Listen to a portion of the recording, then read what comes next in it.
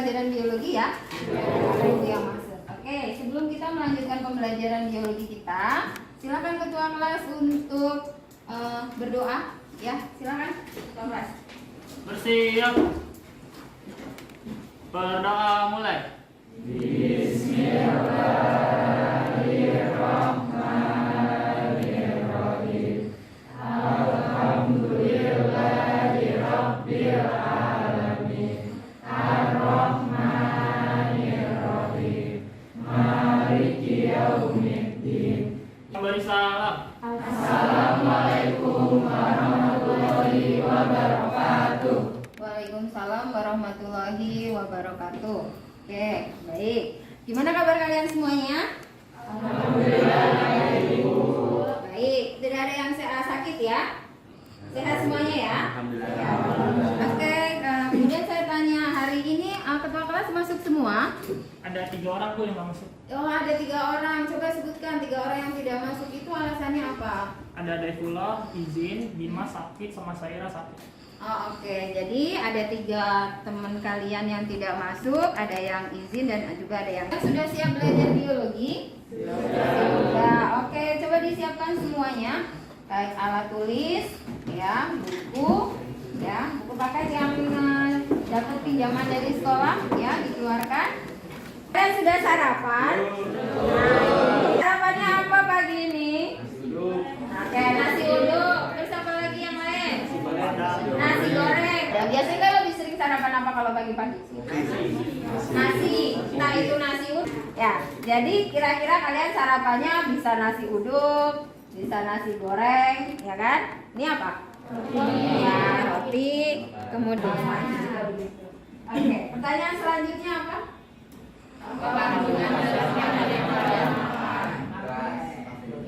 Coba tadi yang sarapan nasi uduk, tunjuk tangan. Davi sarapan nasi uduk, nasi, coba ya kan, nasi judulnya. Kamu sudah belajar di SMP, nasi itu mengandung zat makanan apa, Davi? Karbohidrat. Ada? Oke, jadi intinya hari ini kita akan belajar makanan dan zat-zat makanan yang terkandung di dalamnya. Jadi kalau kamu bisa menyebutkan ini adalah nasi itu mengandung apa saja. Kemudian kamu makan telur itu mengandung apa saja. Apakah hanya protein saja begitu? Ya, tidak. Nanti kita akan uji. Memberikan dulu tujuan pembelajaran, ya, supaya kita tahu pagernya bahwa hari ini kita harus selesai membahas ini. Yang pertama adalah bahwa kalau tujuan pembelajarannya peserta didik, berarti kalian mampu menjelaskan jenis dan fungsi zat makanan. Seperti tadi, berarti apa? Karbohidrat fungsinya untuk apa? Protein fungsinya untuk apa? Begitu ya.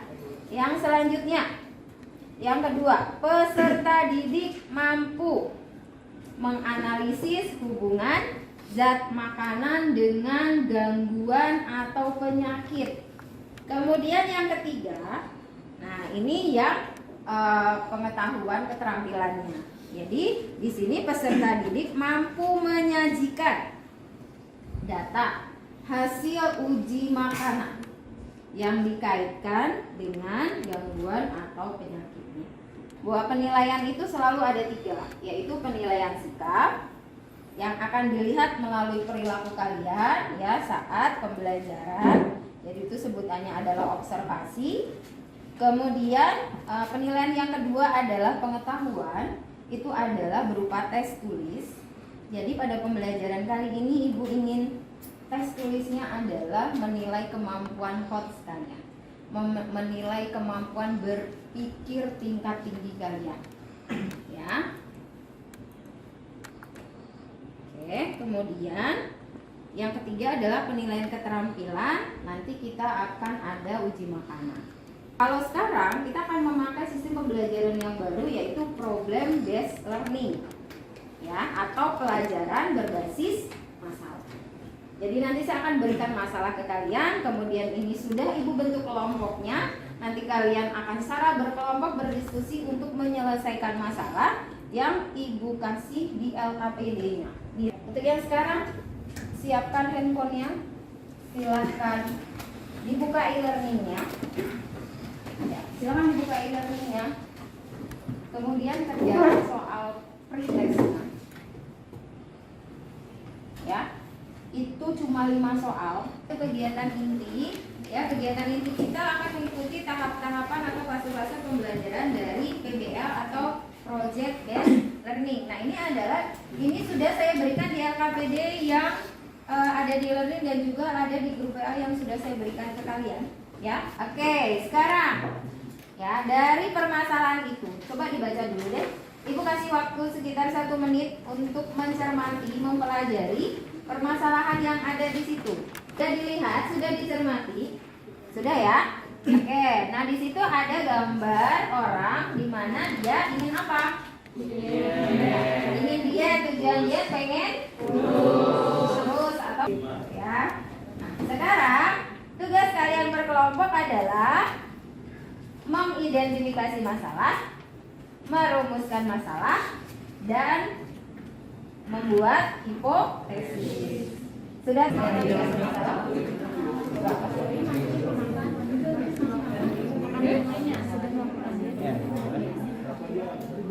Terus masalahnya kenapa dia sudah melakukan Terus posisinya ya dia masih memakan gorengan memakan berat makanan yang berat. dijelasin dulu kayak gorengan itu mengandung apa? dijelasinnya nanti di kajian literatur. Oke, kita mulai dari kelompok 1. Silakan. Identifikasi masalahnya. Ya. Sudah melakukan diet, Sudah melakukan diet, tetapi berat badannya tetap tidak turun. berat badan tetap tidak turun. Kemudian kita akan melanjutkan ke fase yang kedua. Ya, ke fase yang kedua dari pembelajaran PBL yaitu mengorganisasi peserta didik untuk belajar. Nah, di mengorganisasi ini yang harus kalian lakukan adalah coba dibuka LKPD-nya di fase yang kedua, mengorganisasi. Nah, berarti sekarang kalian akan membagi tugas ke fase yang ketiga. Ya, di fase yang ketiga itu berarti kalian harus melakukan kajian literatur dan apa? Praktikum. Ya, uji makanan. Jadi, di kajian literatur itu yang harus kalian lakukan adalah menjawab, ya, membuktikan apakah hipotesis kalian itu benar. Kita lakukan sekarang. Jadi tahap dari fase ketiga melakukan penyelidikan. Tahap yang pertama kan kita lakukan adalah melakukan praktikum uji makanan untuk membuktikan apakah nasi benar mengandung karbohidrat atau apakah nasi mengandung zat yang lain, misalkan mengandung protein ataupun lemak ataupun glukosa. Ya, nah jadi di sini Ibu sudah siapkan bahan-bahan praktikumnya. Itu enggak ditekan. Terus yang itu gorengan juga. Terus angkat. Oke. Emangnya itu nggak bisa?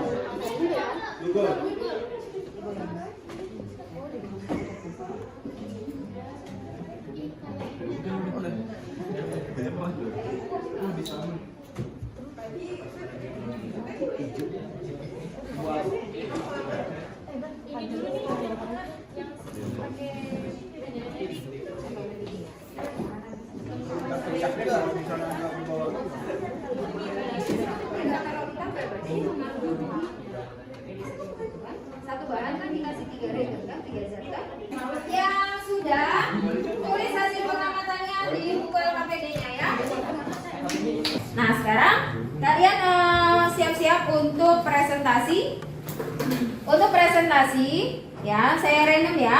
Saya random dari kelompok 4, kemudian kelompok 5, kemudian kelompok 1. Nanti kalau sudah waktunya masih ada, nanti dilanjut dengan kelompok 2 dan kelompok 3. Oke, kelompok 4 silakan bersiap-siap.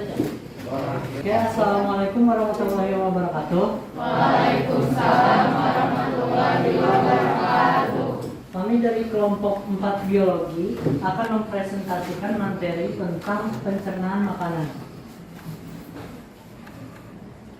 Perkenalkan, nama saya Gira Abdurrahman. Nama saya Sofia Ayu Manira. Nama saya Muhammad Ilham Saputra. Nama saya Indonesia. Kami. Yang pertama ada identifikasi masalah. Identifikasi masalah yang pertama itu sudah melakukan diet nasi, tetapi berat badan tidak turun juga. Di sini ada tabel hasil percobaan uji makanan. Itu makanan nugget. Menggunakan cairan Google, awal warnanya itu warna krem, akhirnya itu menjadi warna kuning jernih. Yang kedua itu ada bioret, awal warnanya itu warna krem, akhirnya berwarna hijau. Ada glukosa juga, awalnya itu warna biru, akhirnya menjadi kuning. Dengan menggunakan kertas, awalnya itu transparan dan akhirnya pun tetap transparan. Oke, itu saja dari kelompok 4. Sebelum itu ada yang ingin ditanyakan? Nah, ada nggak sih sebenarnya pengganti karbohidrat selain nasi itu yang menurut itu tuh lebih sehat gitu untuk si orang yang diet ini? Terima kasih. Wassalamualaikum warahmatullahi wabarakatuh. Ya.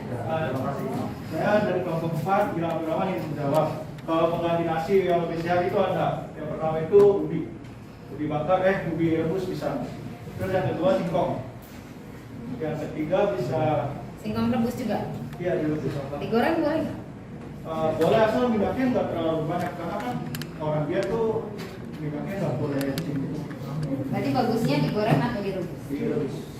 Oke, sekian dari kelompok kami. Saya tutup. Wassalamualaikum warahmatullahi wabarakatuh.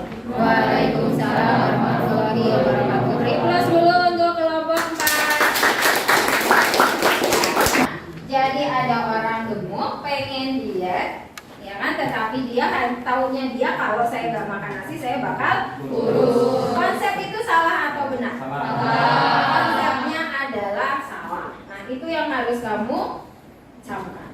Ya, jadi konsepnya kalau kamu nggak makan nasi, ya bukannya kamu kurus, kamu malah sakit. Kenapa nggak bisa sakit? Kurang makan. Karena mengubah pola makan. Jadi solusi yang paling bisa kita lakukan adalah untuk supaya berat badan kita turun. Yang pertama adalah menjaga pola makan dan yang kedua adalah olahraga. Jadi jenis makanan zat, makanan gangguan atau penyakit yang berhubungan dengan makanan itu sudah kita jelaskan walaupun sebagian ya dari kamu presentasi dan dari yang ibu jelaskan, selebihnya kamu pelajari melalui bahan ajar ataupun literatur yang lain. Sampai di sini ada yang mau bertanya? Tidak ada? Oke, sekarang kita akan latihan soal. Jadi tadi kalian sudah presentasi, ya kan, sudah berdiskusi tentang materi. Sekarang sebelum kalian post test, ya kita akan latihan soal. Ya. Soal nomor 1, berdasarkan tabel di atas dapat disimpulkan agar seorang anak tidak menderita penyakit kwashiorkor, makan tidak boleh kekurangan asupan makanan titik-titik. Jawabannya C, M dan N. Kalau Kenapa setuju? Karena penyakit kwashiorkor itu adalah penyakit kekurangan protein. Sehingga agar tidak terkena penyakit kwashiorkor, maka tidak boleh makanan itu kurang protein. Oke, sekarang kita akan post test. Silahkan kalian buka e-learningnya, kerjakan soal post testnya. Maksimal waktunya 15 menit untuk mengerjakan soal post test. Soal post test sama dengan soal pre-test. Oke, kalian semua sudah selesai mengerjakan post testnya ya. Oke, sekarang ketua kelas, sekarang kita tutup dulu pembelajarannya ya, karena waktunya sudah besar. Yuk semuanya bersiap dulu. Tutup belajarnya, berdoa dulu. Nanti kamu baru lanjutkan untuk mengisi. Ya, silakan. Bersiap. Berdoa mulai. Bismillahirrahmanirrahim.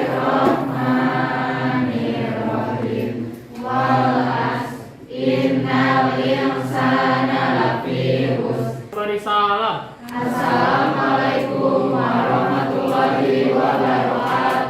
Waalaikumsalam warahmatullahi wabarakatuh.